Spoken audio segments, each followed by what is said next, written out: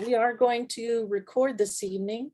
Again, let me ask those that don't want your picture in the public eye, you might want to go ahead and turn off your video. But at this point, I would like to turn it over to Orion Foxwood, who is our guest speaker this evening. Please, Orion, go ahead. Absolutely. Thank you. It's wonderful to be with y'all here tonight. Of just about any faith that I know, paganism in the craft is an ancestral one. What other group unearthed, literally burrowed out the voices of their ancient gods and their ancient peoples under nearly 2,000 years of indigenous genocide? And that is indeed what we have done. We have been called by an ancestral summoning. Think about this a second. And I hope that you love yourself like you've never loved yourself after I say this. We were called by a voice that made no sense, a voice that echoed from the distant past, a call to something that we didn't even have real proof of. Certainly they tried to deny that we ever existed, yet there was an inquisition, a lot of them. So if you think back to the way you were called to paganism, to the craft, ultimately you don't know why. You just were called and you just knew it was right. And you just knew that that's who you are. What was whispering in your ears? Well, I love sushi. I promise this has something to do with it, with the teaching. I love sushi, but had I never tasted sushi, I would never crave it. How can we crave for that which we have never tasted? We were following an ancient craving stirred up by need. You see, the witch blood awakens when it's summoned by necessity, opportunity, and resource. They line up like tumblers in a lock. So really, in some ways, Hollows, Samhaintide is the hallmark of what we're about. Now, I was at the Feast of Lights some years ago, put on by the Earth Spirit community. I've been going there for years. It's one of my home communities. And so they had, Andres Corbin had brought someone he, I guess, had been working with at the Parliament of World Religions, Wande Abembala. And Wande was a spokesperson, international spokesperson for the Yoruban traditional ways worldwide. This man sits with popes and such. I mean, he was incredible. So in walks this holy man, this holy Yoruban man, and he had his garb on, and he had the different, sort of the jewelry and the things, of his office. And he got up and he said something that's so pertinent to our work tonight. He said, "I and my Orisha bow before you in celebration of you."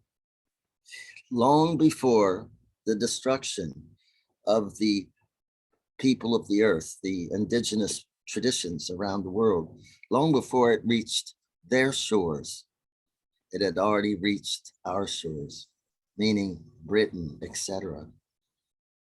And it already come through, and for some it was in the shape of the Roman conquest, which came through and wiped out our Druids, but there was many waves of this. What touched my heart, actually made me cry. He said, "You had the courage to unearth the voice of silent gods, waiting.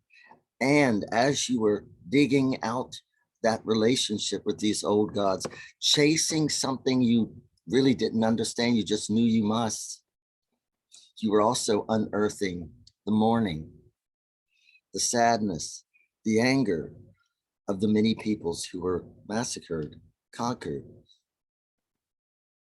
Have you ever thought about that?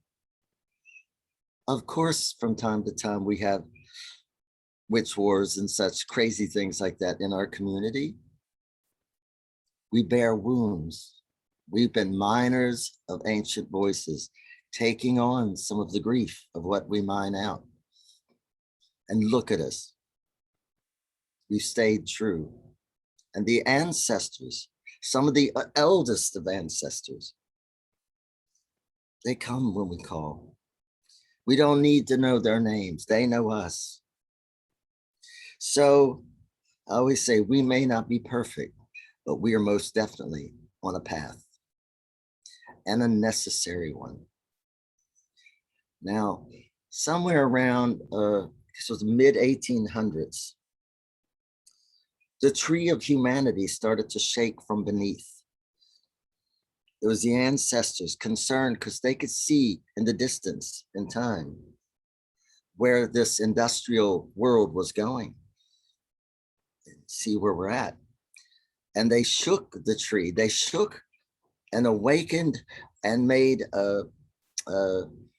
silent voices now unsilenced deep in your ancestral well, your ancestral blood, your ancestral memory, a quivering. And it started and it's gone worldwide. Then we started to see all this interest because of it into all things arcane, all things ancient, all things fairy, all things pagan, the Celtic twilight, you name it. Why? Because a medicine was being summoned for a wound that was coming to the earth. And they knew it would take the ancestral medicine of the old pagan ways to fix this. See, there's a saying where I come from. Sorry, I'm a little hoarse. You cannot bless the fruits and curse the roots. We can, and sometimes I reverse those. So you cannot bless the fruits and curse the roots. Now, what this means is we cannot expect things to be whole, healed, and without sort of a little time bomb inside, as long as the ancestors go on unhealed. You cannot harm the eldest roots on the tree, the deepest running roots, and it not affect the tree. And here we are. Much of what we're going to do today, I believe, is a part of the medicine for the soul, for not only us, but for our world. When we turn on the TV, we see all these problems. All of them are ancestral. You might go, huh? Every one of them started a drift farther back, much farther back. Not with people doing horrible things, because they didn't think they were doing horrible things. But I think we've all made mistakes, haven't we, at times? And then years later, we mature, we grow, we go, oh my God, I can't even believe I did that. Right? But there's a saying, another saying from where I grew up, and that is, nobody heals until the ghosts speak. Isn't that a powerful statement? Nobody heals until the ghosts speak. My mom said that, I don't even know how many times.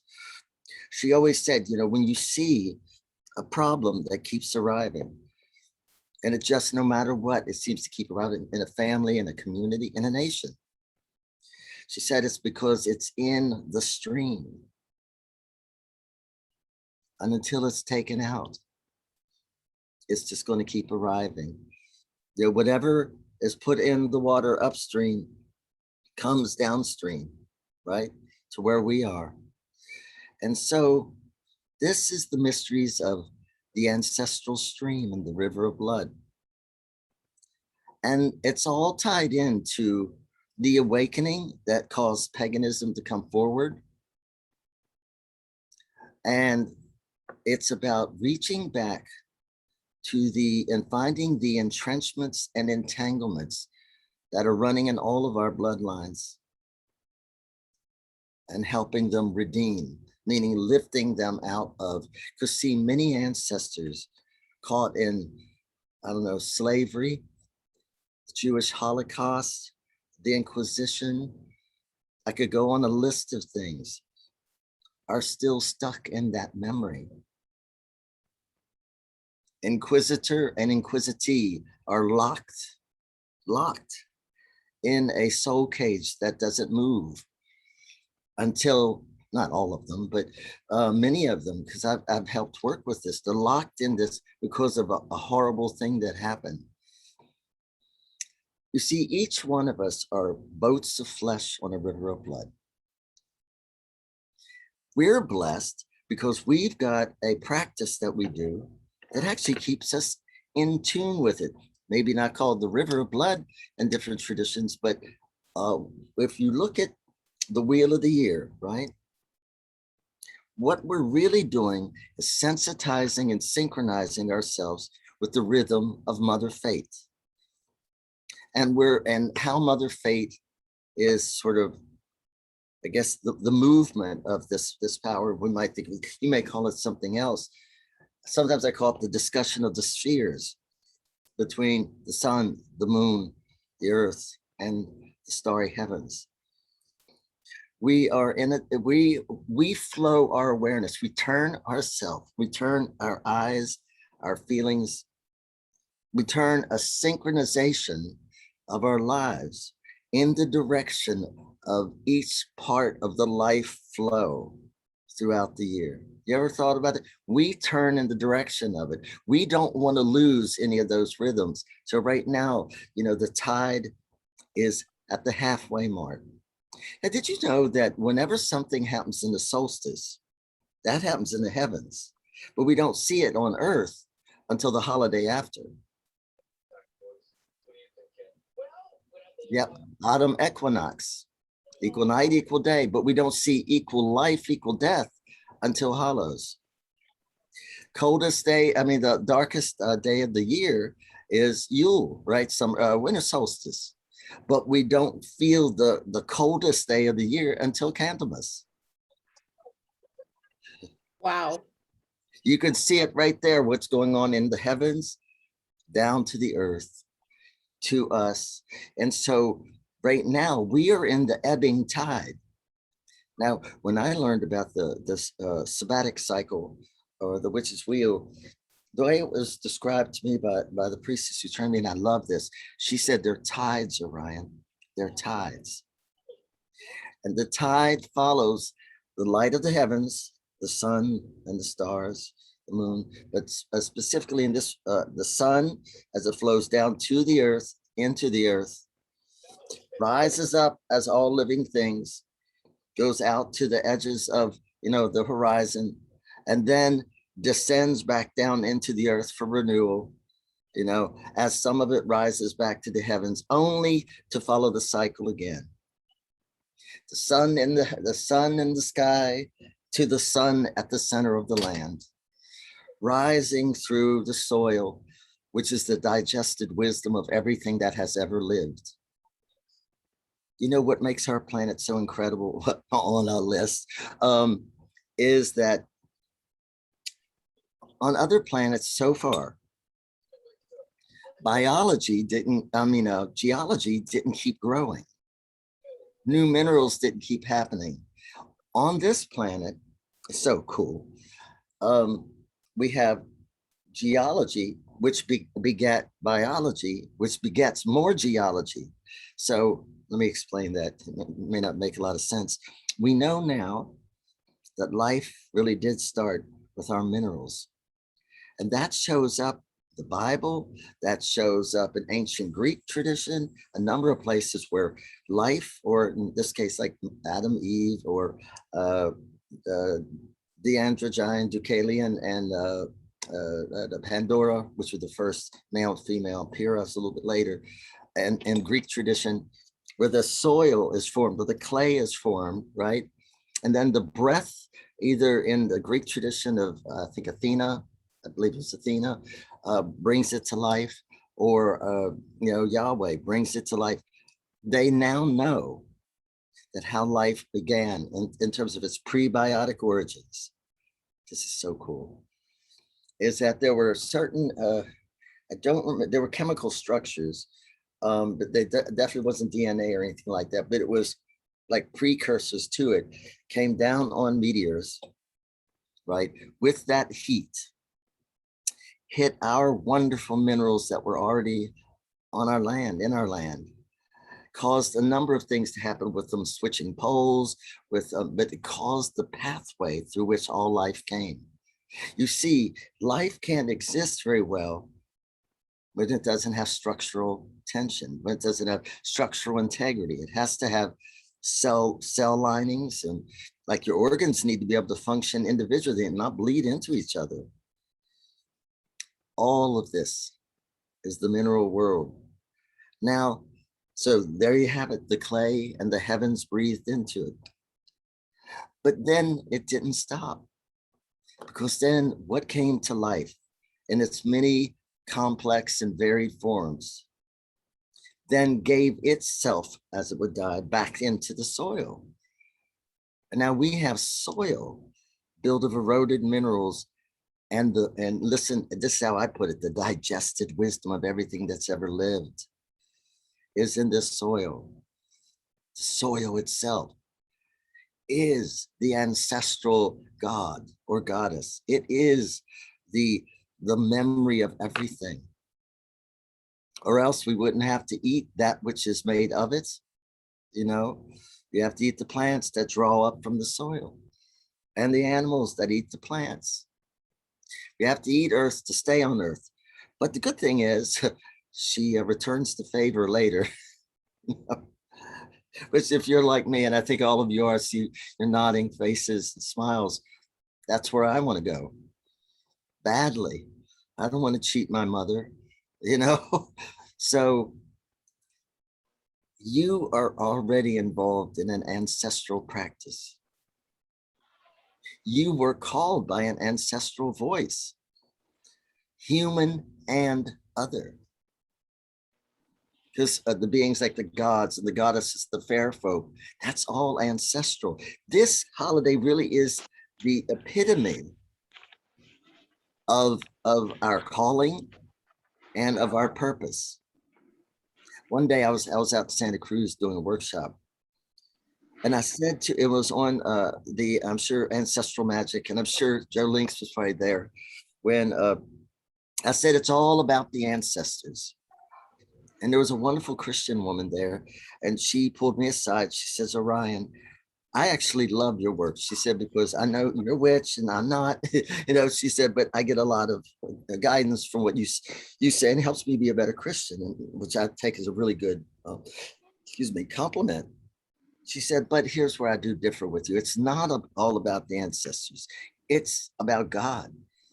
And I said, okay, what is God? She goes, God is the firstborn of all. God is the maker of all. I said, she goes, God is he's the ancestor. It was so sweet. Bling. It was the most beautiful thing, because you literally saw her go, oh. I said, all the religions of the world, all the spiritual practices of the world that has us taking our attention and turning it in the direction of where we came from, how we arrived.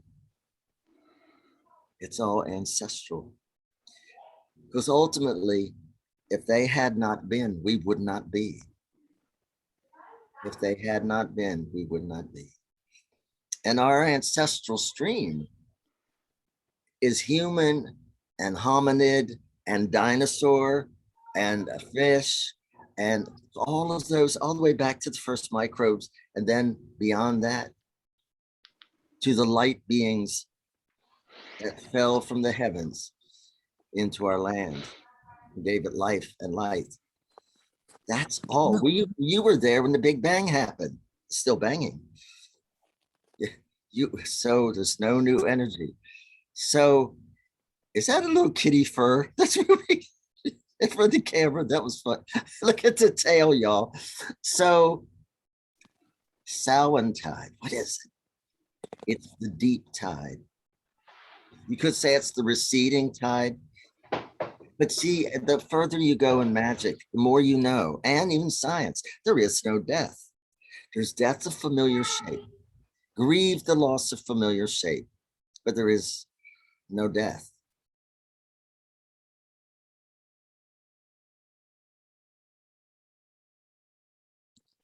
Orion, you went, unmute yourself. Unmute yourself. Somehow you got muted. I wonder how that happened. My hands were over here playing with rock. No. Okay, so now The ancestors did it. yeah, they did. No, they probably did. You rascals. Reminds me of an old invocation. It goes up. Spirits of the dead we raise, join us by the cauldron blaze. Elves and gnomes and goblins all heed the witch's Samhain call. And then watch the mute go on again. So we are so blessed because it's on the wheel of life. It doesn't say the wheel of life and death. It says the wheel of the year. It doesn't, because there is no life and death. There's just a tide that rises, a tide that descends. I mean, when you go to the beach, you see this really pretty wave, right? And it's just, and I love the ocean. It's hypnotic. And you see this really beautiful wave, you just kind of are fixed on it. It comes in and goes whoosh, and it goes down back out. You wouldn't sit there and go, oh, the wave's dead. Dead wave. I grieve now. Because you know, of course, the wave is an expression of the ocean. And then it recedes back into the ocean only to rise somewhere else in some other form. That's what this holiday and all of our holidays afford us to see. That the movement of life is inward, pause, but it's a inward pause, contain, outward pause, express, inward pause, not unlike our breathing. Follow your breath in and out, and you're following the same rhythm. So I was on my way to Mardi Gras one year, and I was hanging out with a priestess, Miriam Shamani. I don't know if some of you know her. She's a voodoo priestess, an elder there, at a longtime temple, and we were going to Mardi Gras together. So what does a fairy, seer, and witch, conjure man, and a voodoo mambo talk about on the way to Mardi Gras? Death, of course. So we're talking about death, and I mentioned it. Somehow it came up. She goes, "Oh yes, death. When life goes internal." Is that beautiful? When life goes internal. And I said, yeah, the private side of life. There, you know, incarnate, discarnate, non-carnate, it's all life. That's the magic in the wheel of the year. Every single one of those gates is gates of life. The ancestors, they do not go away. And I got something to read to you. They are in the deep tide, the undertow even. And in many ways, we are a boat of flesh and form, riding on a stream of ancestry, carrying the ancestors to the next destination. Because you don't represent just you. You represent many. I want to introduce you to something. Some years ago, when I was doing readings, I kept noticing these misty figures behind folks. And I wondered what they were, and it was actually alarming me a little. I was concerned. And then as I looked closer and I got to know what they were, it was streams of the mothers and streams of the fathers. I call them those who walk in grace. Now, if you take it just a moment, you can feel them rising up from the memory of the blood and the bone and the soil. Are the mothers of wisdom. They rise up to your left from your blood, the mothers in your blood ancestry who knew magic, who knew the ancient earth ways. And trust me, you are a child of the first people. Where else did you come from? Follow your lineage back far enough. We're all family of the first people. So rising up from the memory of the blood, the witches, the magic workers, the healers, the unspoken women, grandmothers who knew things. and from the bone, pre-human ancestors. Something we must dip into more and more. The dinosaurs, did you know your bones are made of chelated calcium? And chelated calcium comes from the fossilized remains and calcified fossilized remains of ancient dead things that break down in erosion. And that's how we get so much calcium in the soil. And then, you know, like our plants will have it, they'll draw it up. Broccoli's a good one. And then we have animals that also eat that. So in your bones, it's not just the mysteries of your ancestral human blood, but in the bone, the crystallized calcium is the memory of all the other pre-human beings that have bridged you to this world.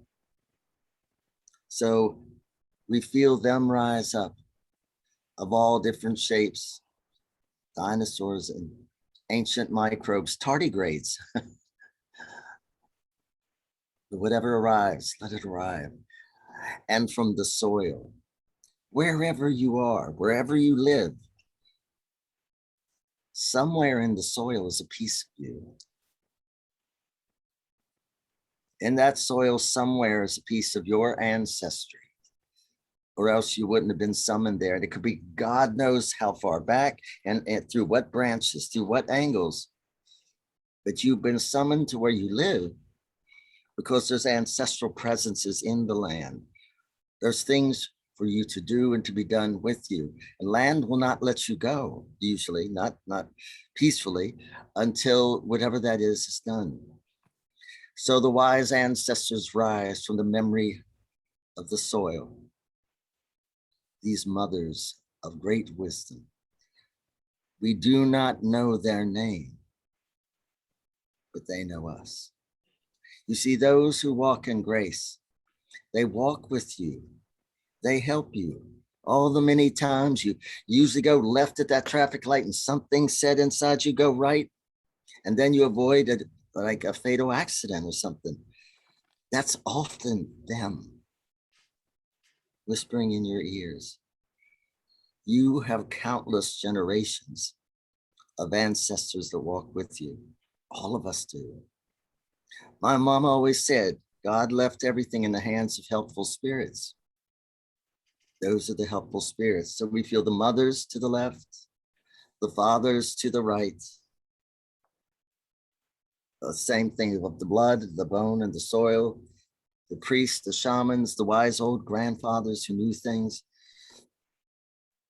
And behind us, in the distant past, the androgyne, from whence Adam and Eve, or the two polarities, came. And before us, in the distant future, the androgyne, where we're going, where we're traveling again,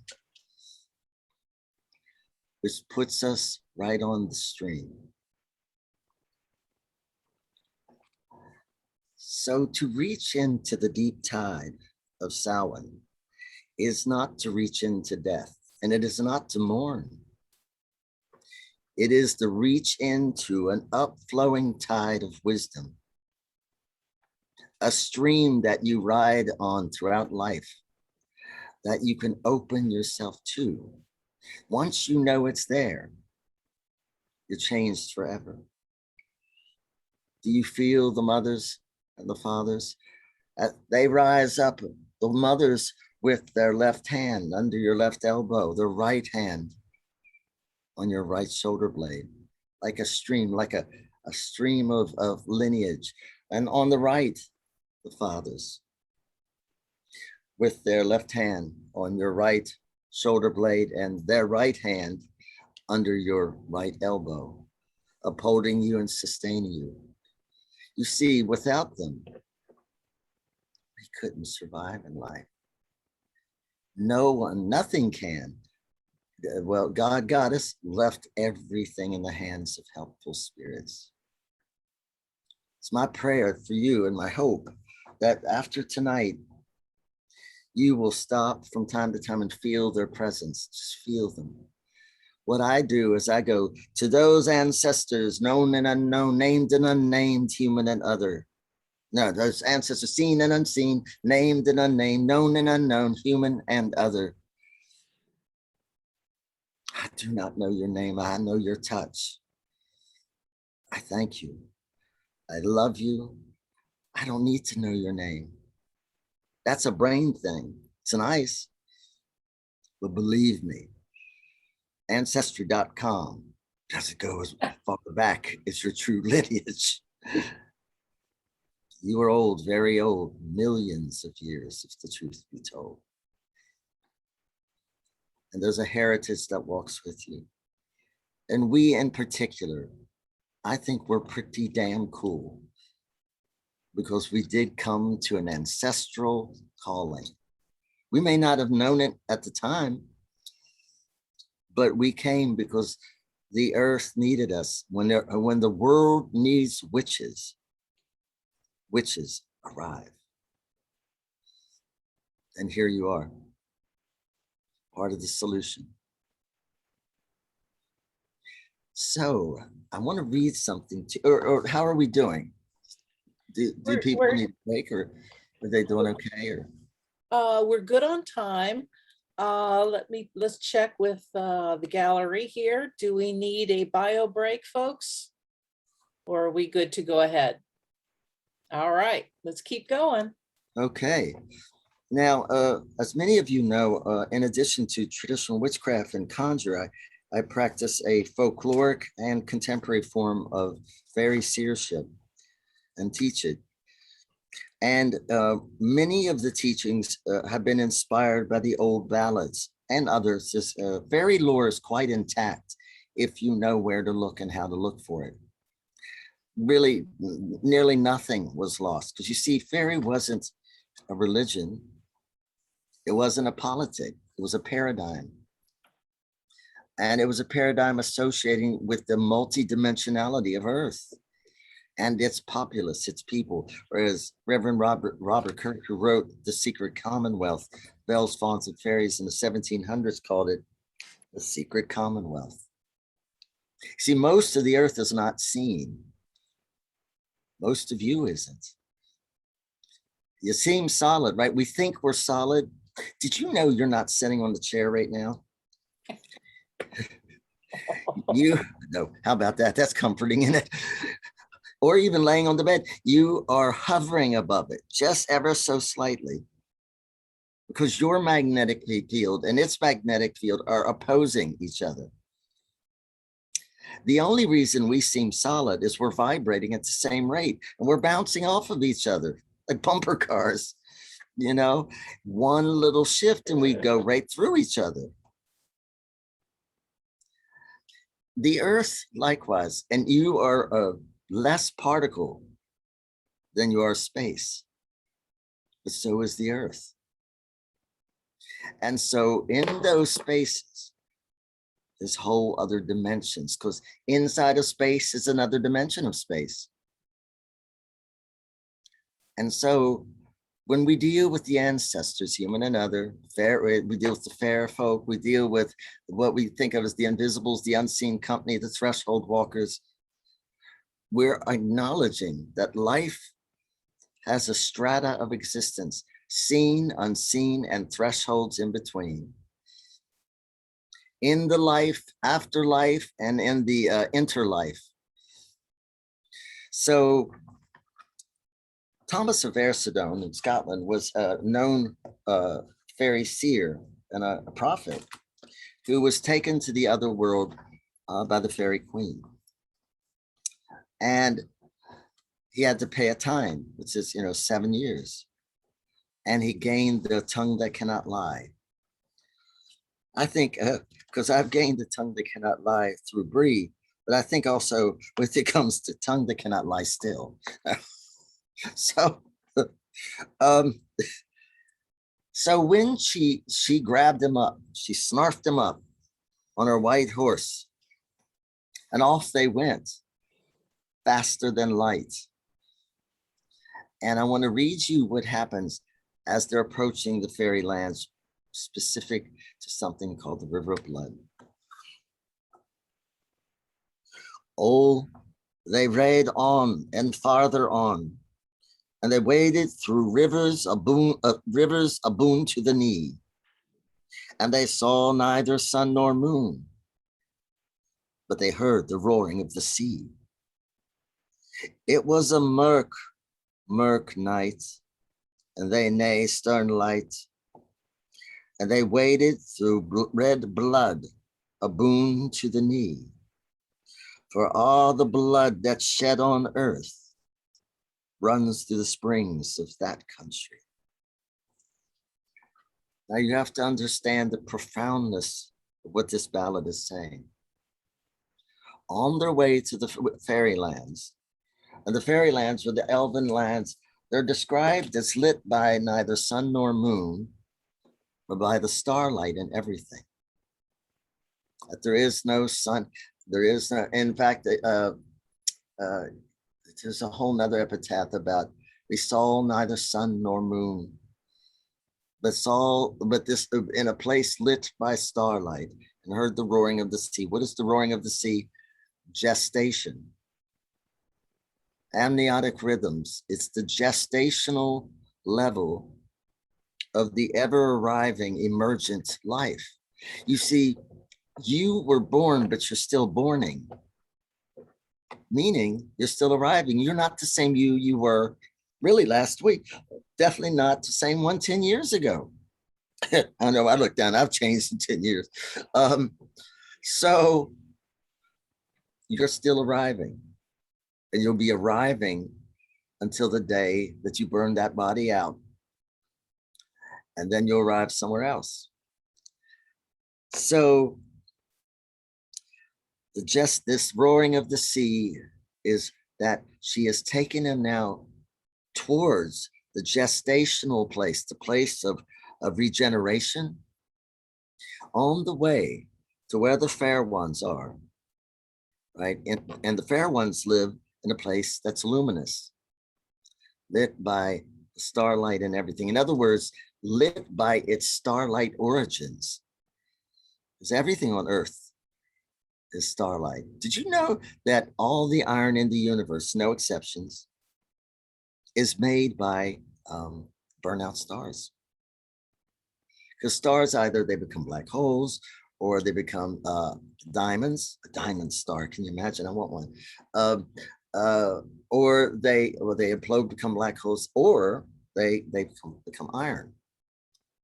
So that also means the iron in your body right now is the remnants of ancient stars that died probably billions of years ago. So never forget this. We are stars with human feet, encountering starlight in all we meet. Know this, grow this, and ignite. The stars will guide you to the darkest night. Now, a newer finding.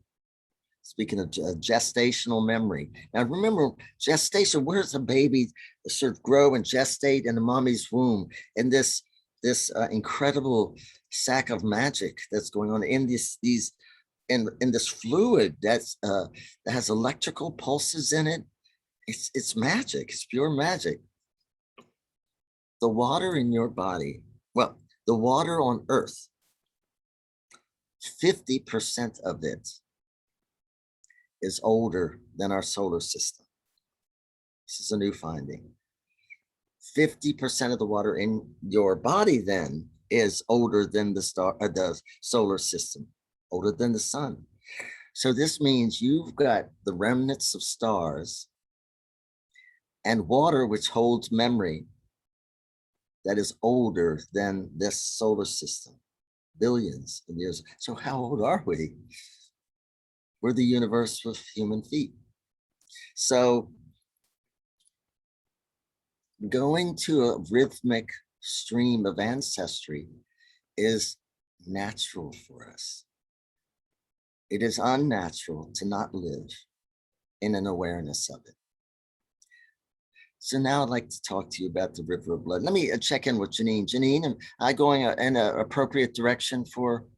Yes, sir. It's 6:20, so we have about another hour to go. Okay.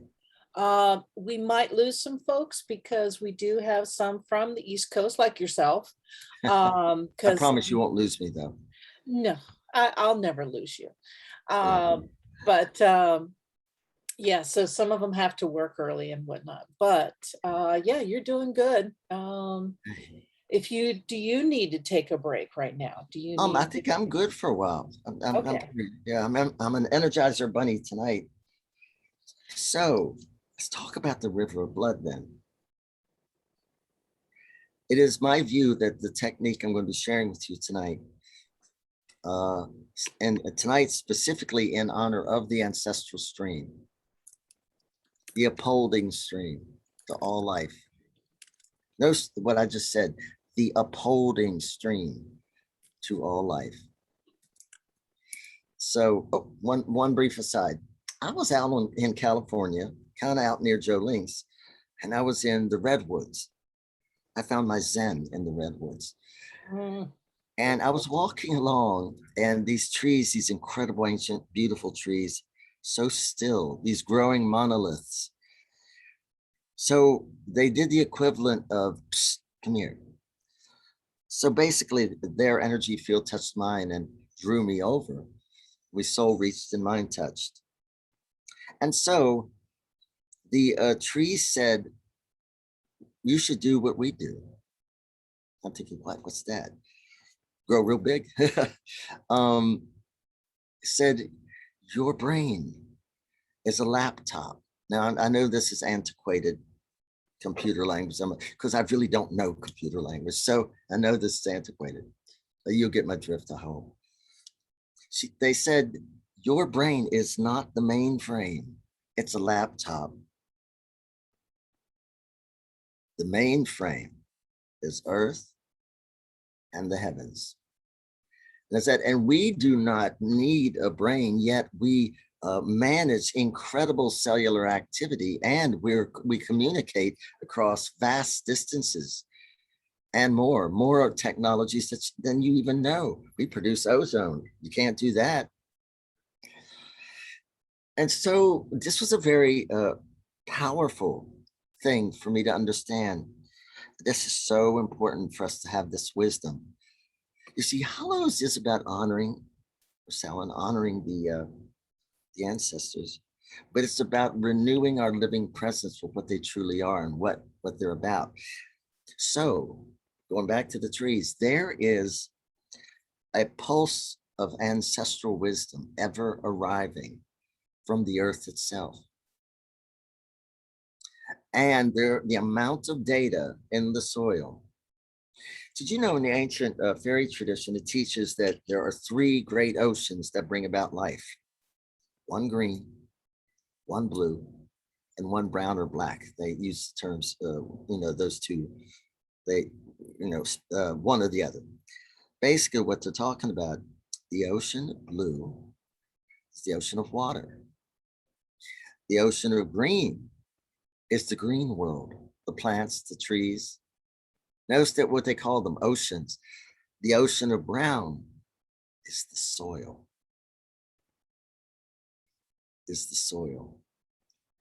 And these 3 oceans speak to each other and produce life. So what we're turning our attention to is the ocean of the soil in many ways, the ocean of the mineral world, the ocean of the undercountry, the ocean of return, renewal, and regeneration. And when we do that, we're reaching beyond the physical life, the embodied life in this persona, in this identity, into the fullness of who and what we are. You see, you've never had past lives. Don't throw tomatoes at me. I'm going to explain this. You've had past embodiment experiences, but your soul doesn't know anything about a past life. Bree told me once, she said, think of it like the pearls. It will take a gay man to use this metaphor for past lives, right? Think pearls and string that goes through it, right? She said, seek the string, not the pearls. The pearls are embodiment experiences. They're not lives. No more than the jeans. I used to have a favorite pair of jeans. Probably a lot of us did. And we just knew we looked cute in those. And it was way back when. And I mourned mine and buried them a long time ago.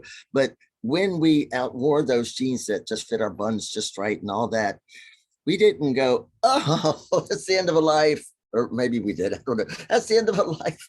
It's all over. No, we knew that it's a part of the rhythms of our life. We grow, and we change. Your soul doesn't know this concept of death, and don't attach yourself intensely to it. Death's a familiar shape.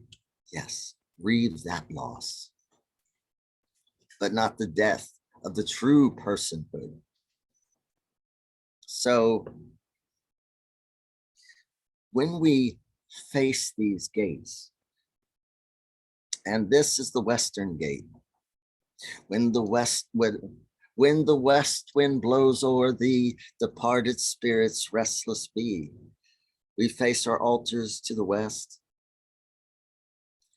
to the rhythmic undercountry, to the ocean of connective, unborn and reborn life.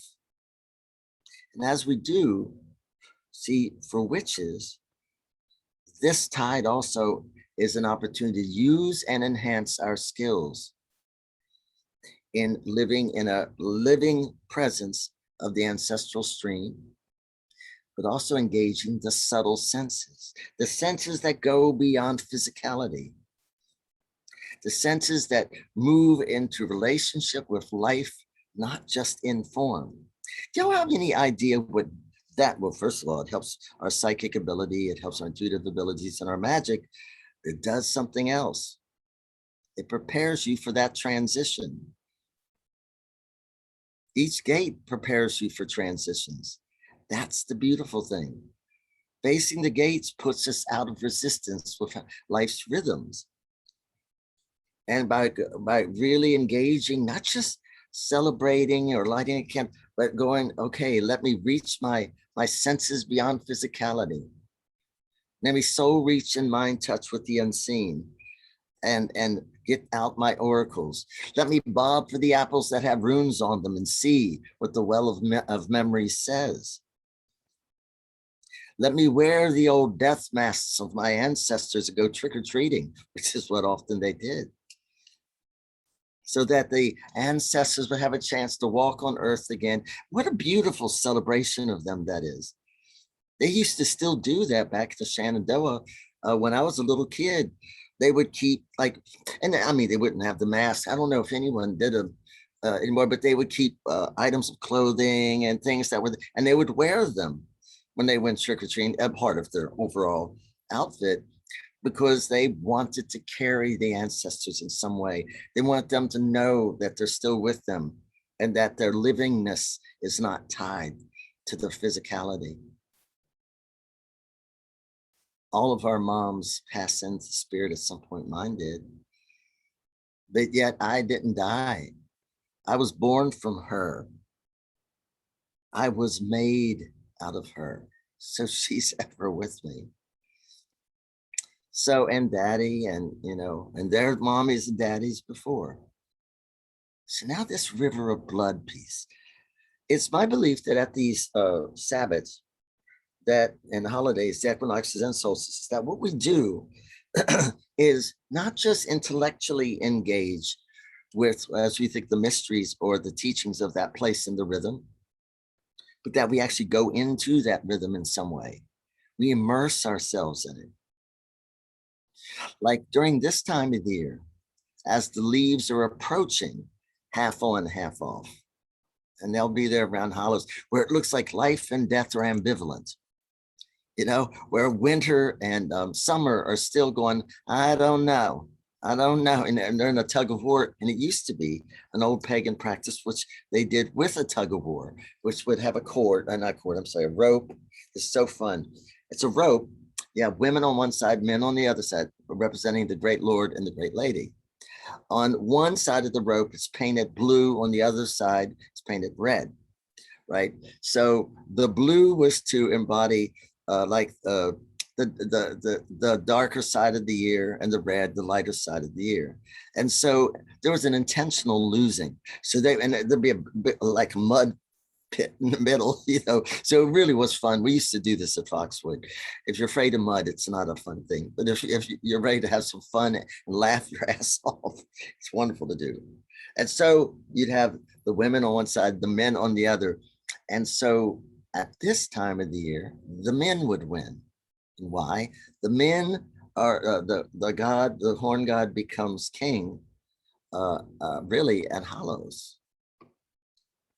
Did you know that from Lammas, well, really from summer solstice to Lammas to autumn equinox to Hallows, you've been picking the fruits, the harvest of the Earth Mother, which is the body of the green man. And you've been eating your God. And as you've been eating him, you've been assembling his body through your body in the underworld. And so, and in doing so, he will then rise at Hallows when the western gate opens. You see, at Beltane, the southern gate opens. Eastern gate, sorry, opens. And so, I believe I got that right. I may have it slightly off there. But the gate of life opens, the mound of the world, and all of life rushes out. The great white goddess and the fair ones and nature spirits. But then when the mound opens, see, it opens up and out at Beltane. But it's not, the mountain doesn't face like this come Hallows. It's a valley. And it opens, and the dark rider comes out with the host, the Anion, the whatever, it's the hosts of the dead. And life goes rushing in, and death comes rushing out. Whereas at Beltane, life comes rushing out, and death says, child, I'm ready for vacation, right? And goes in. The time of stone and bone, the time of the green, the blossom. And so at this time, the men embodying the horned one or the Lord of the Dark Year would win, right? So, they pull with each other and then they just allow them to win. It's great fun. So, and they take turns in the mud. So now anything that you can do that lets you tune into that rhythm and feel life and life's discussion. In fact, this is the time when the Lady of Life, as is evident by the leaves as they curl inward and into buds and drop this previous year's growth, right? That the lady is falling into the earth, into a sleeping, dreaming time, dreaming the next year into existence. In my tradition, right after Hallows, between Hallows and Yule is the knot time. It was considered not a time at all. The Covenanters wouldn't see each other because they would be envisioning the year ahead. Actually, what they would be doing is following the world, seeking the world's soul, following the descending goddess into her bed chambers. I know that's invading her privacy a bit, but falling into there and trying to tune into what is her dream for this year. As she will then, life and death will make love in the dark chambers at Yule. And by Candlemas, we have a full belly, Imbolc, to give birth to another year. So now we want to ride. We want to do anything that helps us navigate that tide and work with it. So the river of blood embodies so much of that. Now, the river of blood is the ancestral stream out of which we all come, into which we all descend. Now, in order to get into life, you had to have a genetic recipe, right? We've got the star pulse that you originally were, right? The pulse the origins of which is in the heavens, but now is a part of also the star pulse closest to us in the land, and that which rises up through the memory of the land until it meets the ancestral stream that matches it most. And in this case, the human stream, and then your bloodstream. Now you as magic folks, had an extra little thing you were doing. You were hunting for where you hid different components of your witch blood. Because after the Inquisition, much of the witch blood just receded and went dormant. It didn't go away. Can't kill it. And our gods didn't either. Our gods were old when the old gods were young. They're imperishable. So you were also seeking that, and you got permissions all along through each threshold. Trust me, the elders of your blood lineage said yes, or you wouldn't be here. You wouldn't be here. And here you are. Now, there is a price, and that has to do with, well, a price and a gift. What you receive and what you give. You were born to leave your family changed. If you were adopted, you were born to change and redeem somehow two bloodlines. The adopted one and the one you came from, even if you never know them. So we receive on this stream all kinds of limitations and gifts. We're all a part of moving the human family, the human stream, into a more exalted and blessed place, so we can be the inspiration behind our incarnation as the guardians and blessers of life on earth, not the consumers of it all.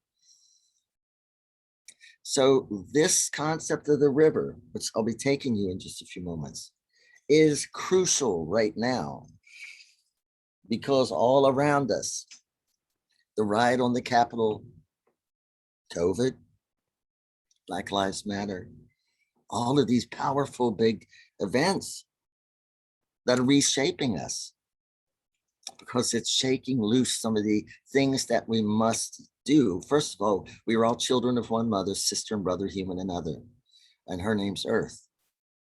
And by that, what happens to Janine is important to me. What happens, to each one of you on here, Laura and Diane and Joe Links, just all of you, Robin, I could go down this list. Denise is important to me. Why? You're my sister and brother.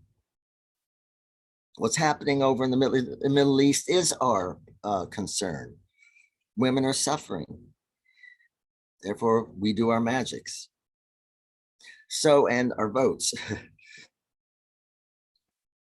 The stream is one stream of our stream is the human ancestral stream. And by that stream, we don't choose who we go for. We simply go in compassion. Now the stream has two banks, like most rivers do, and it's got the water flowing through. The waters are the waters of redemption, which are of renewal and of it's like elevated wisdom when it's cleanest. On one side is the bank of sorrow. On the other is the bank of song. Now, we're about to go there. I would like to ask you to take a moment and think of something maybe in your family that is a multi-generational. Is it issues with money or poverty, love, health, domestic violence, alcoholism, anything? Anything that you see affecting, that you watched it affect, maybe your mom, dad, you've seen it affect your brothers or sisters, maybe cousins. I bet you all of us can think of at least one thing. So think of, I'm laughing because I see these cat tails going in front of the camera every now and again. I love cats. So I'd like you to just bring that up in your mind, one of the patterns. And then I want you to feel compassion for your family, and to want to see that healed, and want to see the future generations and those alive now healed of it, so they can bring the best of life to them and for them and through them. And so that where that started, what we call the headwaters of harm, can be healed. any multi-generational malady, what we call an entanglement or entrenchment, happens usually from some small thing. Like the mighty Mississippi starts out literally as a very small creek that you could walk right over. You know, the problems that we see, even the vast problems, and we won't tackle those today, but there's ways with the river, all start out as something small. That becomes something, becomes something, becomes something. So now, has everybody got a issue or concern for the family that you want to go down and help heal? And are you able to bring up inside you compassion and love for your family, for the next generations, for those who maybe have been affected by it? Does it look like, and does anyone have any questions? I guess I should look. Does the question show up on here? I don't think so. I'm looking and checking. I have not had any questions. I think they have been listening with great intent. But let's give them just 1 second. Any questions? There's one question. Leslie Bell, go ahead. Be sure to unmute. Everyone. Hey. And Orion, thank you so much. This is my very first meeting with any and all of you, and I'm enjoying it so much. And I have lots of questions, but that was actually the hand clap symbol. Like, I'm really loving this. And I feel like if I started in with my questions, we might not ever get off of them because I'm so new and having some really powerful energy going on over here with all of you. So yes. We should figure out a way to get those questions, maybe not tonight, but I'd be more than happy to somehow get answers to the best of my ability back to you, because you are who we serve. And what we could do is, Leslie Bell, you could email me your questions and then I can get them to Orion or to others who might be able to help. Terry, do you have your hand up? Yes, ma'am. I do have a question. Okay. I have a coven member who kind of refuses to join in anything Samhain related because she has kind of a, I don't know if I can call it a fear, but she doesn't like to call upon spirits. And I tried to explain to her that when we are calling like our ancestors, we're not calling for, entities of like that. Is there a better way to explain that to her? Gosh, that is such an incredible question for a whole bunch of reasons, Our culture, our modern contemporary culture, has done a horrific job with how it has prepared folks for that undercurrent of life, for the death current, first of all, and how it manages grief.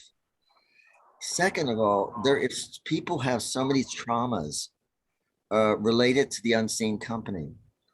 Like there's almost a mythos that if we step out into that other world, it's going to snatch us up and eat us.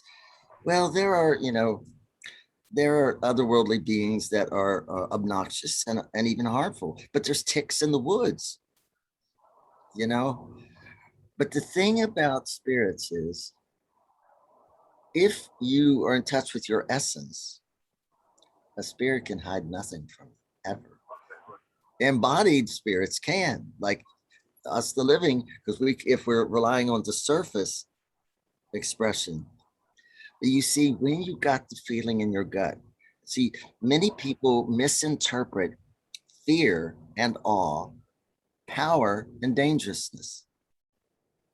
We haven't been taught how to navigate those things, right?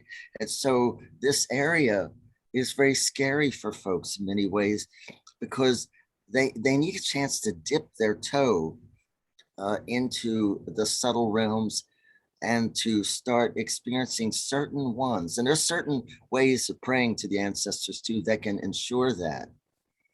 And we really can't do much here, but again, you don't mind getting with Janine, I would be happy to chat with you sometime with there's some sort of prayer forms, ancestral prayer forms that really, I think, get at that well. She's probably got trauma somewhere in this life, this embodiment experience or another, or trauma that is part of the culture of her family, And so it depends on what she's been raised to believe. And, a lot of us were inculcated to fear the spirits. And a witch afraid of the spirits is a little difficult. That's like a gay guy that doesn't like men. Huh, that's a mess, right? That's a train wreck. Or a bee that doesn't like flowers. She sounds like she's probably wonderful and she's a true witch. The task before her is to heal this. It really is, because there's so much there waiting for her to gift her. She might be afraid to become as powerful as she can. I hope something in there was helpful. There's another question from Jason. Thank you. There you are. I'm actually here because I saw this on Facebook this afternoon, and I've read your work before, and I've seen you speak several times. I've even been privileged to have one of your amazing hugs. And thank you. But this morning I had a reading with the chancellor of my tradition, and he said that my next step is to start exploring my past lives through reincarnation and all that. But what you are saying is I should be focusing more on who I truly am and not what I've been experiencing, because that's just physicality. I should focus on the essence of who I've been and who I've been becoming through the entire process. Let me clarify, because I think that I may have not been that clear on some parts of that. That is, the seeking the string is the extracted wisdom of all that you've been. Mhm. If we seek all of the pearl, we get all the pain, we get all of the horribles. I don't know about y'all. I don't need to remember all that. I don't want to. I don't need to have been there if I've already experienced it, unless there's wisdom to be extracted. Your pearls, your lives, your embodiment experiences, they are a part of who you are. You arrived here on the velocity of all of them. Mhm.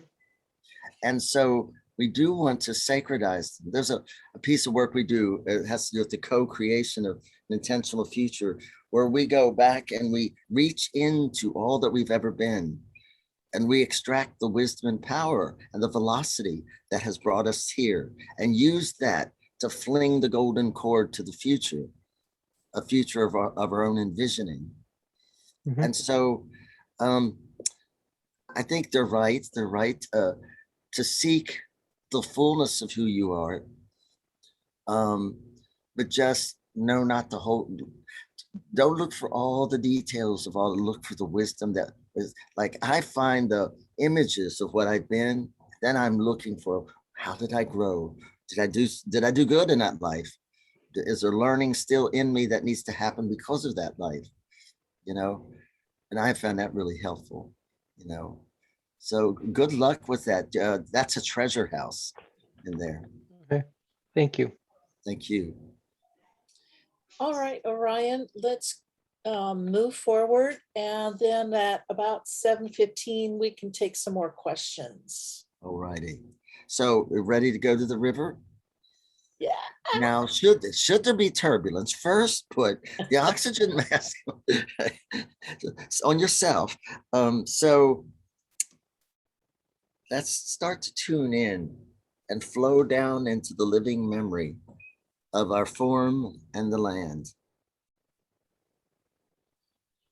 Be aware of the sun and the moon and the stars, the heavens above, the vastness of life. We are on an earth circling around a sun in the company of other planets traveling through eternity. The stars, their lights are passing through us. And one stream of that is resurrecting as you. Be aware then of that eternal presence. It seems like it's above, but it's really out there. There is no above and below. It's an optical illusion. There's in there, right here, and out there. So out there, that vastness that we are going through, we are traveling through, and it's traveling through us. Now, if you're like me, so many times as a child, probably as an adult too, you've looked up at the heavens at a beautiful star and thought,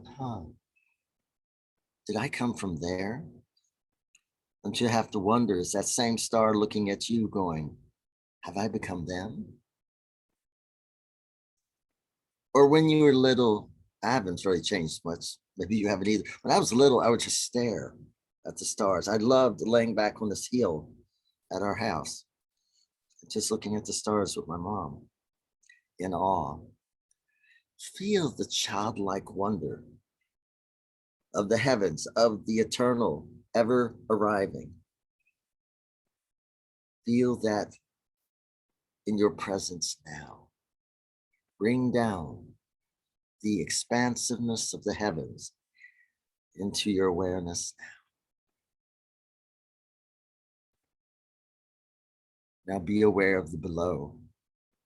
Sacred earth. All that we love, all that we cherish rises from her. Who but earth takes the light of the heavens and makes life out of it? She is the greatest witch of them all, from our perspective.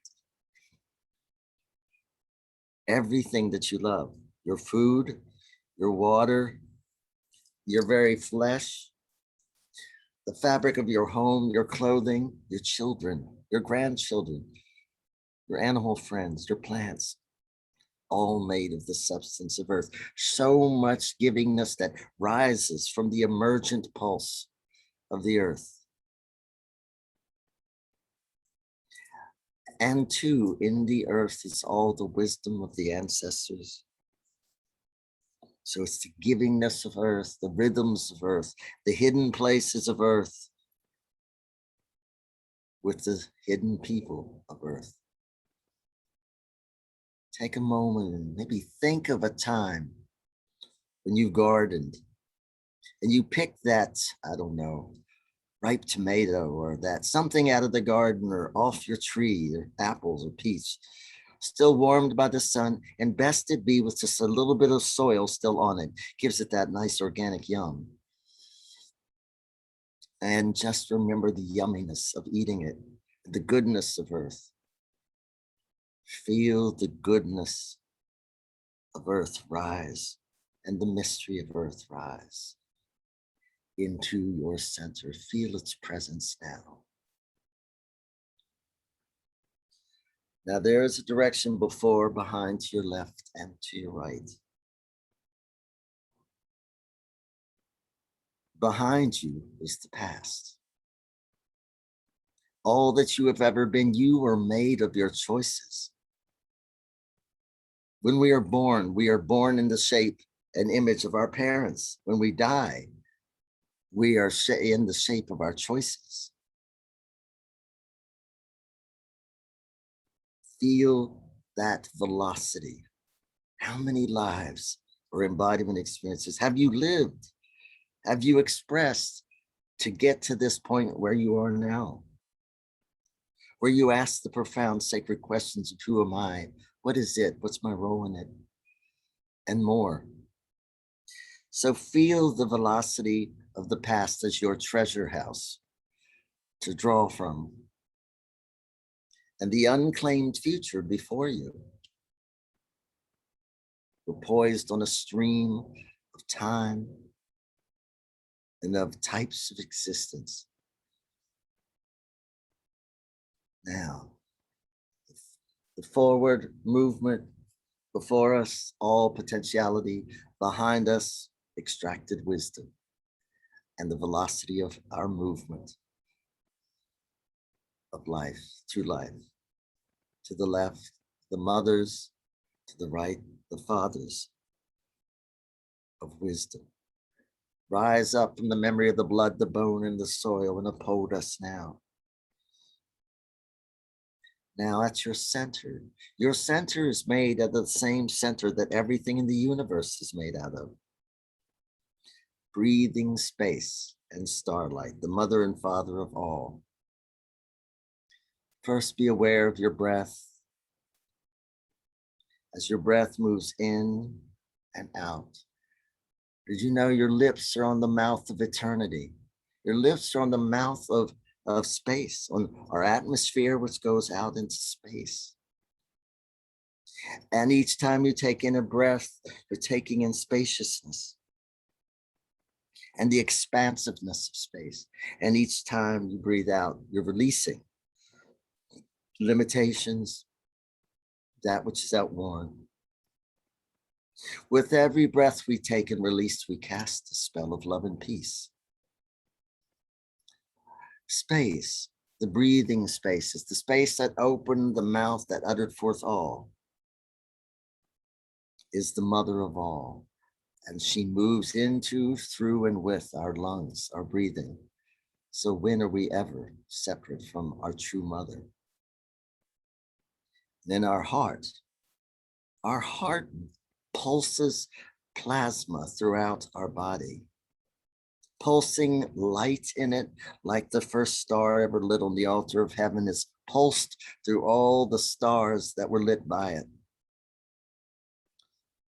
And the star father, the firstborn of the utterance, dwells in your heart.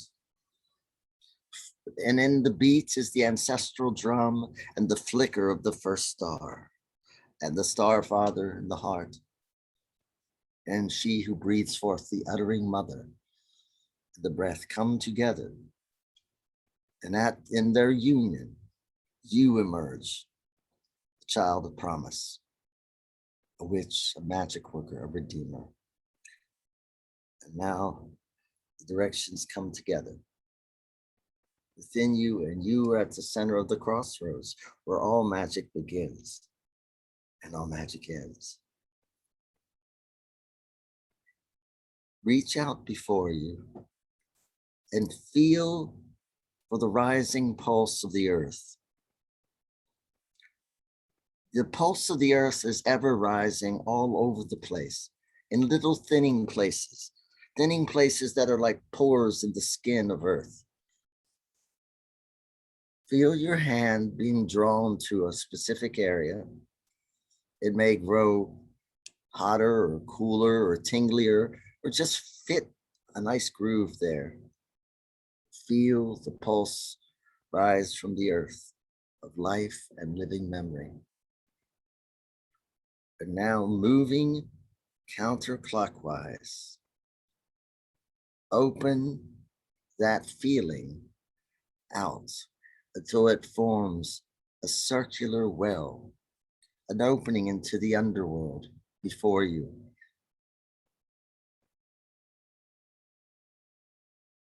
It is filled with blue and silver light. To tune ourselves into this work today, reach into that light with your cupped hands and simply wash your head with it, and shoulders, anywhere that needs the contextual piece of the wisdom of the underworld. If you have sore knees or hips, take some there. This resolves paradox.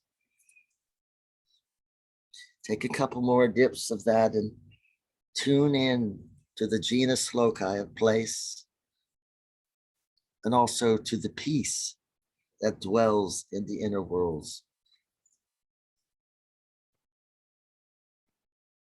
Now dip up some, cup it like water in your hands and breathe it in.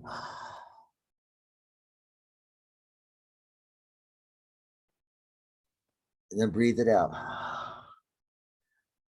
And let your breath fall down into the undercountry. So it tunes into you and you're tuning into it. Once again, you cup up some more of that blue silver light and Maybe this time resonated to you with the sound of the bee. And then breathe out again. And let that breath fall into the well.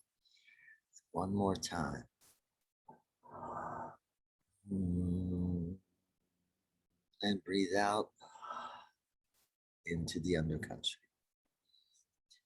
And feel yourself tuned now into the spirit of place.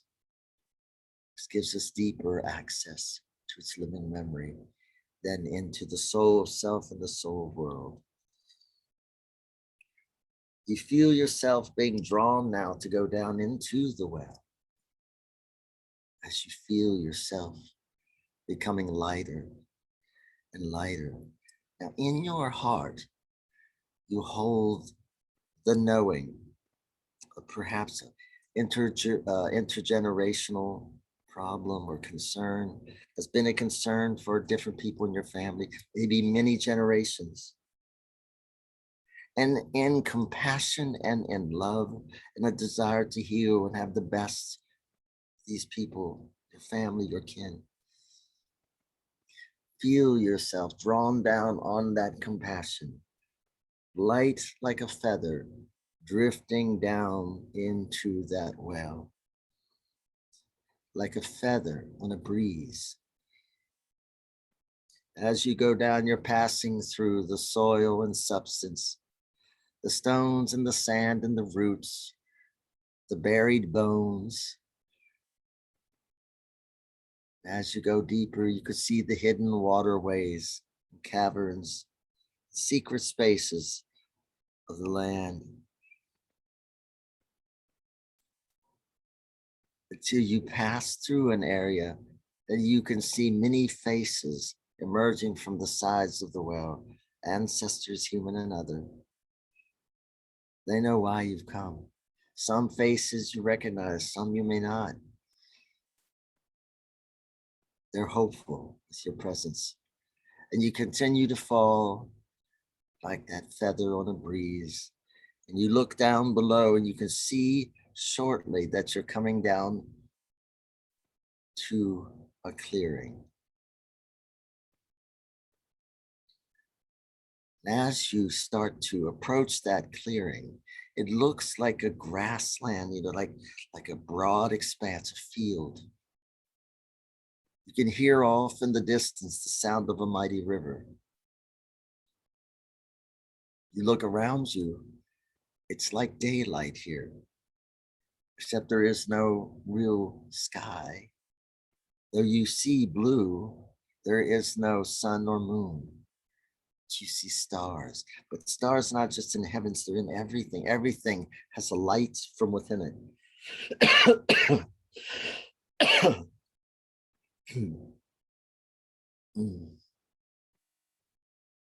Now, as you land,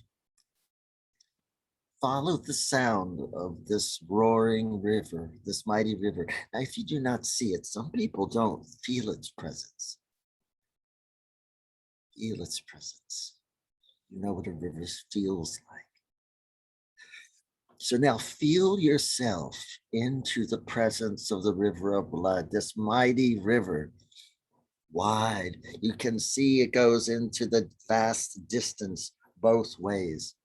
You can't see where it comes from and where it ends. It flows with water the color of liquid rubies. As you approach this bank, the bank closest, you can also start to hear some of the ancestors crying out for redemption. Those who've been stuck in the eddies of pain and memory, entangled, entrenched, hopeful that someone would come.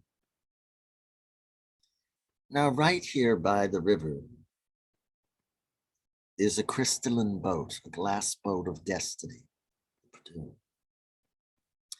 Both the boat and the comb that I'm about to tell you about are both divine presences. These are divine powers. Get into that boat. This boat will take you to the ancestor, which is the headwaters of wherever the problem, malady, or concern in your family started. Let go of any preconceived notion of where it started and let the boat and the river show you and take you. They are old, very old and wise. You get into the boat and it begins to move out into the river.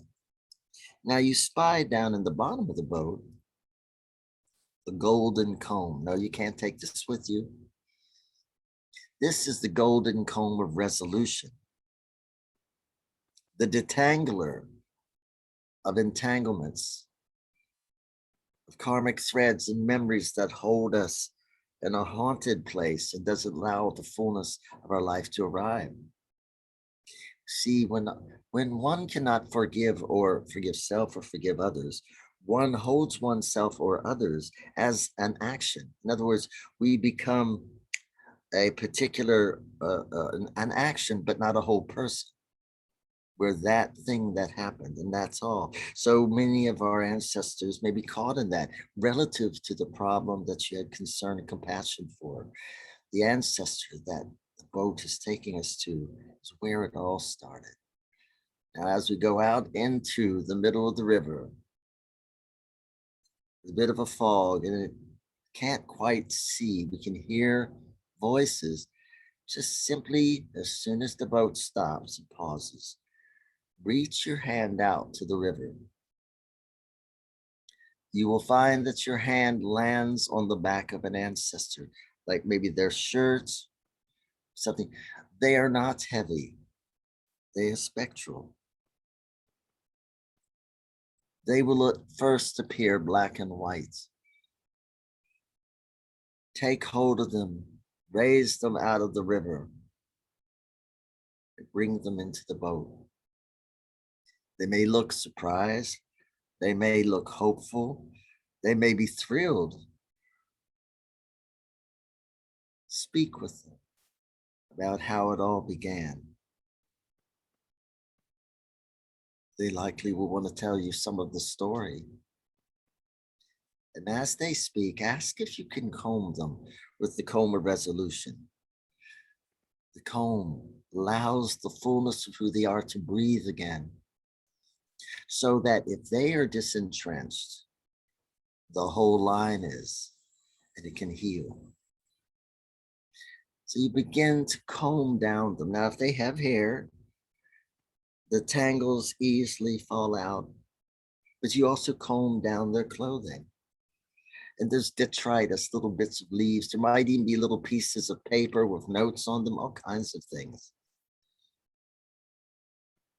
Just comb, and as you comb, these things which are thoughts and fears and memories and things that have accumulated, bringing about a physical expression throughout generations, they fall to the bottom of the boat where they are transmuted. They dissolve into light. And as you comb them, the former black and white color starts to fill out with true color. The skin becomes rosy. Color starts to form in the fabrics, everything. You watch them growing younger before you. We are now starting to move again, because we have to bring them to the bank of song and return.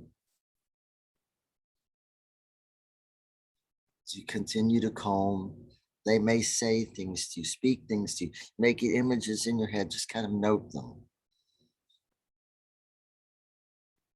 Now we're approaching the bank of song. Off in the distance, we can hear singing. The white-clad saints, which are the redeemed ancestors, blessed ancestors, they come down to greet this ancestor who's been caught in the river, God knows how long. They prepare to receive them and help them not fall back into the river again, back into their old memories. Sometimes they do, and we have to go back and get them out again, but they're in less and out more. Sometimes they don't. As we're now landing at that edge, you cannot get off here. It's only for them. They turn and look at you. They may be crying. They may not know what to say. They can't believe that you heard their call across the generations. They called out to you and you felt compassion and you felt drawn to be here tonight because you heard them deep, deep in the ear of your soul. Now embrace each other as they step out of the boat, received by the stream of saints. And they send love and best wishes and blessings to you. And the boat begins to now move again back into the middle of the river. Find yourself filled with a sense of gratitude to be able to be an instrument for this healing, but knowing that the healing that was done here will be showing itself for a long time to come. And now you find yourself back towards the middle of the river. All of a sudden, it feels like the boat is starting to rise up, like it's floating, and it is. It's floating on the uprising breath of the dreamer in the land, the core planetary spirit, an androgynous child that lies sleeping on a bed of blue flame, dreaming the world into existence. And we rise until the boat and the comb fall away back into the memory of the land. And we look above and we can see far above us the opening that is the well that we descended through. And we rise, and we rise. And as we do, we can feel a lightness in our spirit. Something good happens tonight. We rise, we rise, rise, and like a wisp of smoke, come over our physical forms and completely settle into them. And as we do, wiggle your fingers and toes, get yourself very present and solid.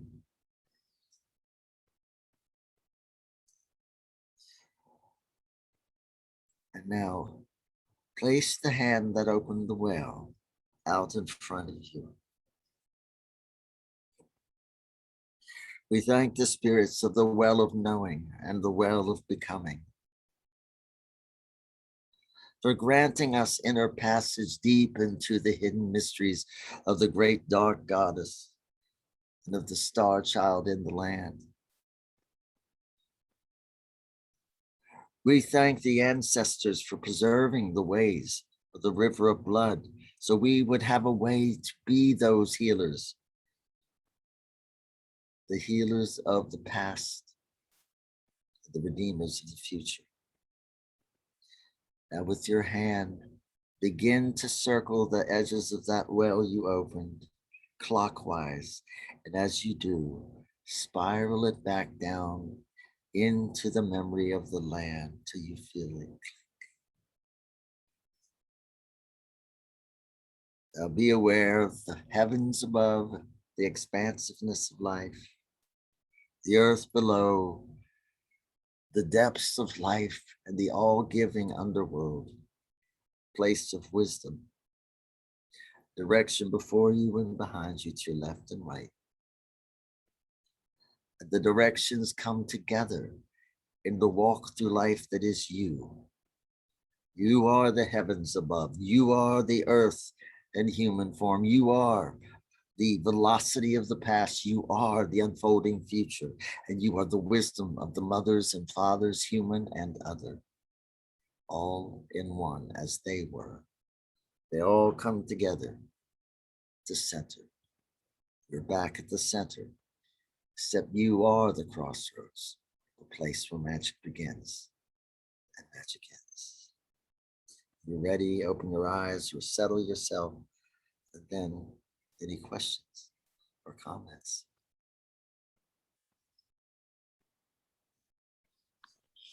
Wow. That was very helpful for me tonight. Thank you, Orion. Good, good.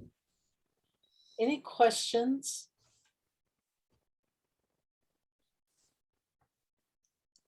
I think people are absorbing what they just went through. How was that for you? Were you able to flow with it, move with it? I was definitely, besides the fact that I had two dogs who wanted to be scratched at the same time. Animals, well, it's interesting with river blood. Oh, by the way, too, they come, they're drawn. We had someone in our apprenticeship group, a wonderful woman who, when she went down, she went out, she pulled this little girl out of the river. And then when she went home, she has a little girl. Her little girl didn't know about her vision or the work she had done that day. And she came into the living room and the little girl goes, "Mommy, can I talk to you?" She says, "Of course, honey." She goes, "Mommy, a long time ago when I wasn't me, the me I am now, you pulled me out of a river, or a lake, I think is what she said, and pulled me out of the waters and saved my life. Do you remember that, Mommy?" This was the night of her coming back from doing River of Blood work where she had pulled a little girl out. Wow. Yeah, and that's And just one. Yeah, and that's chill bump stuff. yeah. Yeah, this is very real. You need to know that you will watch things happen because of it. Beautiful things. I have a Remember- question now. Oh, Okay, go ahead. Yeah. Hi again, Ryan. This is Leslie Bell. So it's kind of a question, but it's just an experience that you reminded me of when you said that the land doesn't let you go peacefully until it's done with you. So I grew up in a land that I knew I never, ever, ever belonged in because it had no trees or water. And it was like 130 degrees. So on my very first trip north to the Redwoods, I think I was 5 or 6 years old, and I actually got a crick in my neck from just staring up at the trees. And when we arrived in the Seattle area and got out of the camper to eat, I was so excited. I was like, "Oh, I'm so glad. Thank you for bringing me back to this place." And my parents just looked at me really funny, and they were like, "We've never been here before." And although I remember the food and the restaurant and everything as having been there before, 10 years ago, I finally came back up to the Pacific Northwest because I felt this lifelong calling to be here. And minerals, talking about the minerals, just everything.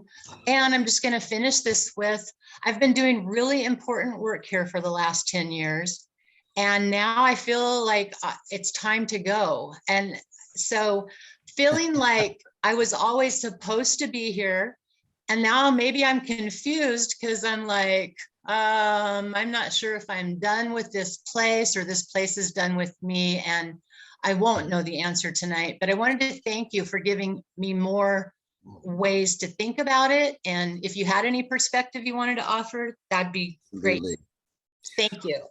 Well, yeah, thank you. Thank you so much. Now, sometimes we find ourselves at a place we don't want to be. This isn't about what we want, it's about what we need. And sometimes that place will elevate things within us that feel horrible. And then we realize later it gave us the context to understand what we wanted. And you ever have those harsh teachers that, like, I had several harsh teachers in high school, and all the students either just couldn't stand them or feared them. Over time, I found they were the teachers that cared the most. Yes.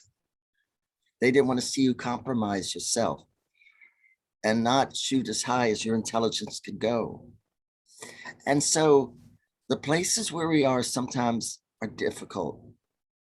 They're carving out something, and they're sometimes harsh teachers, or sometimes they're finishing up old business so that you can move into getting yourself into that place where your feet really match the groove. But the thing is, you're always home. Like, I travel a lot, right? And so people say, "This must be terrible being away from your home all the time." And I said, "Well, why must it be terrible?" First of all, the use of words. And I said, "I'm never away from my home. I'm still on the same planet."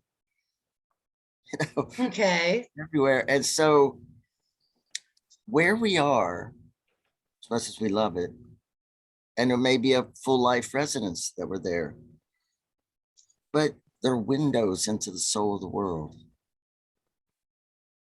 And sometimes you've opened the window, you've seen what you're to see, and it's seen in you what it needed to see. And co-creatively, you did something. That's what you got to tune into.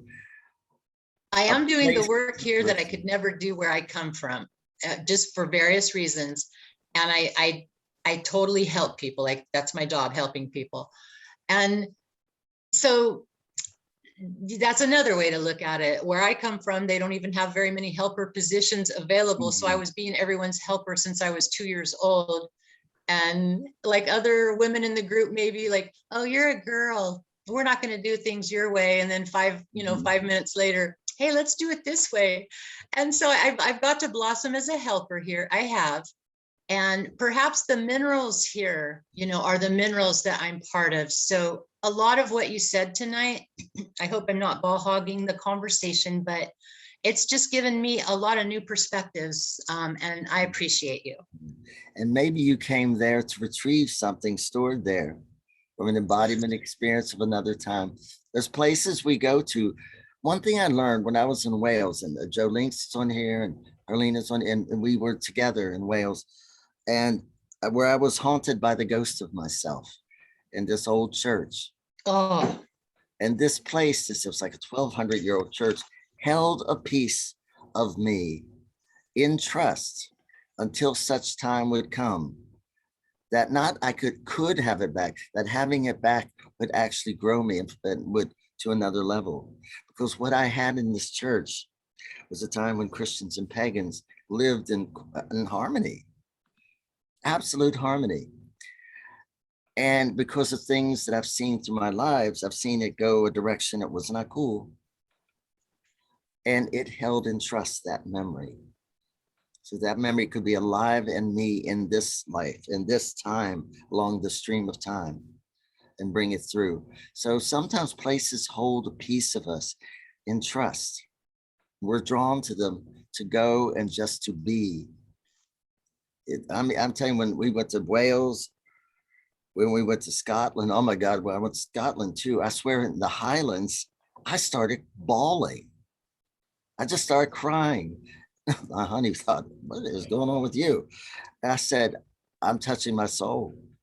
yes. There are places you go to and you can't explain it. Don't even try to. Just love it and thank the land for keeping it for you. Thank you so much. Thank you, sweetheart. Much love to you. You too. Any other questions this evening? If not, I think it's time to say goodnight to one and all. I was expecting you to go M-O-U, where's M-I-C-K-E? C-O-G. Anything, Lord Vidarius, that you want to say to wrap up this evening? No, it was a wonderful evening. A very special thank you to our guest this evening, Orion Foxwood, for a wonderful evening. So I think everybody very much enjoyed the evening. It's given me peace after having a very busy, hectic week. So thank you. Thank you. And just to remind everyone, if you had questions that you didn't want to ask tonight, or it might be 2 or 3 or 4 parts, you can email them to me at pio@cog.org, and I will be happy to pass them on to Orion. Absolutely. Thank you for being here tonight. Blessings to you and to your ancestors. Blessings to all that you have been, all the choices, good and bad, through all your existences that brought you to this place of wisdom, co-creative power. Be the magic that makes the world. The hope really does set inside you, and heal your ancestors, heal you. By doing that, you're healing the world. But by being here tonight, demonstrates that you are already doing it. Much love. Blessed Hallows. Thank you so much, Yeah. Orion. Thank you. It's Yeah. been, every time I listen to you, I always learn something. But I also remember things Mm. that it's time to reconnect. Janine, I don't believe that I teach. I believe that I coach. And I'll tell you why. You know all this stuff. Deep in you, you know all this stuff. There's nothing you don't know of the beginnings and of the core truth. We just have to get ourselves into a place of allowing us to know what we know. It's just a Mhm. joy to just maybe tickle it out of you a little bit. It's in there. I'll try to No. shut it. It's always a pleasure. Thank you. And I see in the comments, we've had some folks, Halo joined us from the UK, and I've got to put my glasses on. I'm gonna probably butcher this up. Doiknen Far from Wales tonight. And very glad. Do you want that- the Welsh? One more Can time. you- Diolch yn fawr. Diolch yn fawr. So- Thank you, Halo. I'm so glad she stayed up to stay with us and Oh, yes. Thank And- you. Thank you. For me, Share- that was a delight. Thank you, everyone. I'd love to talk with you sometime about that adventure. You know, 'cause that's a church of Nevern in Pembrokeshire. Just so I'd love to hear it. listen to your beautiful accent. Your voice is beautiful. It's just beautiful. I'm hoping to be in Scotland next year. So She's Yeah. taking me with her. Can you believe it? I'm gonna put it in my Really? She suitcase. says, Me I can't too. believe Oh, Yes. all of you, come to the UK, come to Oh. Scotland. Oh, Oh, I love it there too. Awesome. Mhm. Nasta. Much love. Thank to you, everyone. Thank Much love to you. one and all this evening. Merry meet, merry part, and merry And Mary meet meet again. again. Blessed be everyone. Blessed be, harvest blessings to you all. Good night. Thank you. Good night now. Thank you, Orion. Thank you, sweetheart. Much love to you all. Thanks for Thanks, coming Orion. tonight, Joe Links. It's good to see you. Yeah, Are you still doing the Sunday night meetup? yeah, every other Sunday. Okay. I So usually it'll- find myself trapped in something, so. And we have, I don't know if Sissy's still on. We record it. So if you want to see some of the stuff that's happened, you Oh, can. awesome. I look forward to it. I look Yeah. forward to it. Oh, thanks everyone for coming. This has been a great evening. It was good. It was good. Thank you. Well, we do this twice a month. The first night, the first Wednesday of the month is when we open it up to the public. And many of our CoG members join us. And especially for those that are new in their journey or on their path, it gives them a chance to ask questions and learn about traditions and what we do as witches and spiritual and conjure workers. So. But everyone have a great evening and I will sign off. My dogs are telling me that, you know, they're lying, of course. They're saying they haven't eaten yet, but they are lying. So I have to go find something to put in their bellies. Bye, Janine. Bye, everyone. Bye, Mike. Glad you could come. Thank you very much. It was good. Very, very good. I know you like listening to Orion, so I'm glad you were able to come tonight. I did. Thank you very much for the invite. You're welcome. See you at Samhain. Absolutely. With Bye. bells on Right. Oh, yeah. And hat. and hat. Bye. Take care, Bye. everyone. Bye. Oops, there he is. Bye. That's one country. Come here. There. You're a good boy. Night, night, everyone.